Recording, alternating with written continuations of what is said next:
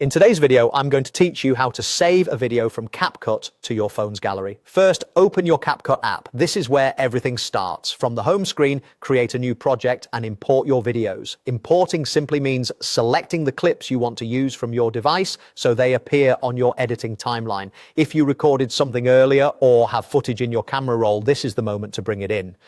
If you don't have footage on hand or you want to add extra visuals, you can use stock videos from CapCut. CapCut includes a built-in stock library, which is great for background shots, overlays, or transitions. Choose anything that fits your style and add it to your project just like you would your own clips. This gives you flexibility without leaving the app. Now, edit your video the way you like. Trim the beginnings and endings to keep things tight, split clips to remove unwanted sections, and adjust the order of your shots so your story flows. You can add music, text, filters, or transitions, whatever matches your vibe.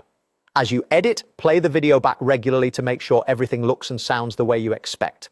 Take a moment to check volume levels and check that any text is readable on screen. When you're done editing, bring your video to the final stage so CapCut can process it. At this point, CapCut takes care of the saving for you. Once the process completes, your finished video will be automatically saved to your phone's gallery.